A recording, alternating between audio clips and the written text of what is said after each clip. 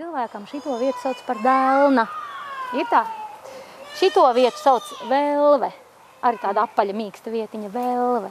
Ja domās saliek kopā dēlna un velve, tad kopā savienojot tos vārdus izveidojas tāds delve. Ne šis, ne tas. Tas ir tāds. Tā ir tāda ķepa, ar kuru var iet gan četrāpes, gan celties divās kājās iet. Lācis. Līdzīgs cilvēkam iet stāvus, bet iet arī šitā. Un tāpēc, tā kā mēs uz rokām nesaigājam, mums ir dēlnas. Lācītim ir dēlves.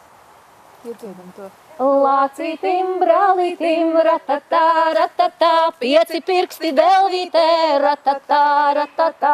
Lācītim, brālītim, ratatā, ratatā, 5 pirksti delvītē, ratatā, ratatā, visi 5 apkaustīti, ratatā, ratatā. Sudrabiņa nadziņiem, ratatā, ratatā, visi 5 apkaustīti, ratatā, ratatā. Sudrabiņa nadziņiem, ratatā, ratatā.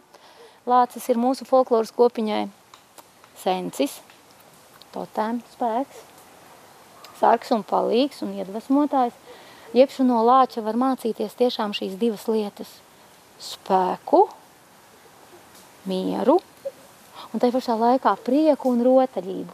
Jo lācītis ar tām delvēm delverējas. Ir dzirdēts tāds vārds. Ak, tu delveris tāds. Ko tu delverējies? Nu, veseli indiāņu cilts delveri. Jā. Braucām uz Somiju, tad mums bija uz kuģa, tur uzbrauc uz klāju ar mašīnu, un tur ir visādas durvis ar visādām tur zīmējumiem, zaķīši, kaķīši, lapsiņas. Mums tur uz lācis gadās. Jā. Aizbraucām uz Somiju, tur lāču izstāde. Mūs vēl ierakstīja, Somiem notiek tāds par seno mitoloģisko to domāšanu, māca bērniem. Un tiek veidot tādu radio raidījumu, tā kā pasakas, kurās tieši pie seniem mīti tiek stāstīti un iedziedātas dziesmas. Un tad mēs arī tikām tajā diskā iekšā ierakstīti ar savām lāču dziesmām.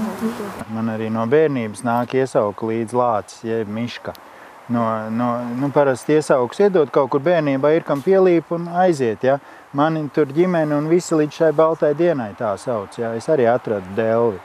Un kāpēc dzied šūpuļdziesmās?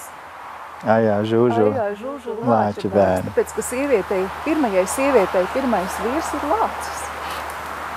Ir tāda teika, ka tā, ka uz pasaules vēl nekā nebija, jūras krastā dzīvoja sieviete.